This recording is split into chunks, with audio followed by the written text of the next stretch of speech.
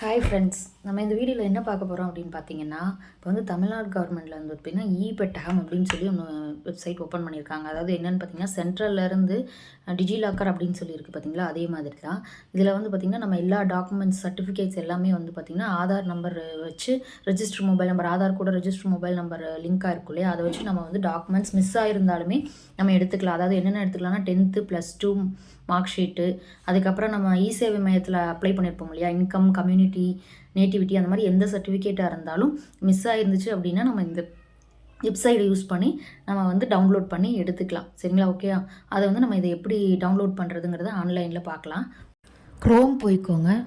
Chrome போயிட்டு அதில் epetagam.tn.gov.in அப்படின்னு சொல்லி கொடுத்துக்கோங்க. கீழே டெக்ஸ்ட் கொடுத்துருக்கேன் பார்த்தீங்களா, அதை பார்த்து டைப் பண்ணிக்கோங்க. இந்த மாதிரி ஒரு ஹோம் பேஜ் ஓப்பன் ஆகும். அதில் ஆதார் நம்பரும் கேப்சாவும் கொடுத்தீங்க அப்படின்னா அந்த 2 டிக் பாக்ஸையும் கொடுத்து சப்மிட் கொடுங்க. சப்மிட் கொடுத்தா ஓடிபி பேஜ் வந்து போகும்.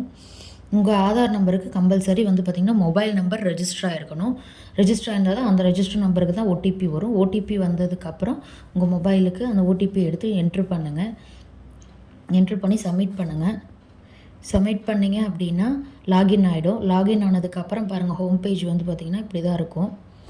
இந்த மாதிரி, அதாவது எஜுகேஷனல் சர்டிஃபிகேட், அப்புறம் தமிழ்நாடு கவர்மெண்ட்டில் சேவை மையத்தில் என்னென்ன சர்டிஃபிகேட்டில் அப்ளை பண்ணியிருக்கீங்களோ அது எல்லாமே வந்து எடுத்துக்கலாம். சரிங்களா?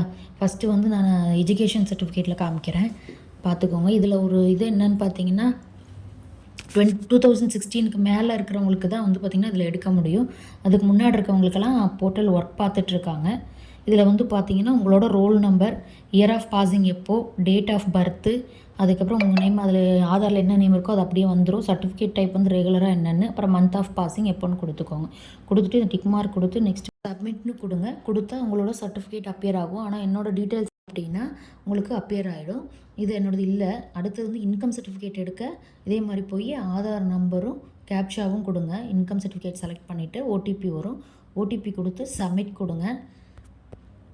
சப்மிட் கொடுத்தீங்க அப்படின்னா நம்மளுக்கு அந்த சர்டிஃபிகேட்டோட டீட்டெயில்ஸ் வரும். அதாவது சப்மிட் கொடுத்தப்பறம் என்னென்ன சர்வீசஸ் எல்லாம் இருக்கோ அது எல்லாமே காமிக்கும். பார்த்துக்கங்க, அந்த இதில் ரெவன்யூ டிபார்ட்மெண்ட்டில் என்னென்ன சர்டிஃபிகேட்ஸ் எல்லாம் இருக்கோ அது எல்லாமே வரும்.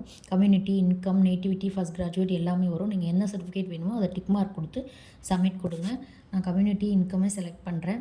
சப்மிட் கொடுத்ததுக்கப்புறம் இந்த பேஜ் போகும். அப்புறம் ஃபெச் ஆகும். அதுக்கப்புறம் வந்து என்னோட கம்யூனிட்டி ஆன்லைன் கிடையாது, அதனால் மறுபடியும் இன்கம் மாற்றுறேன்.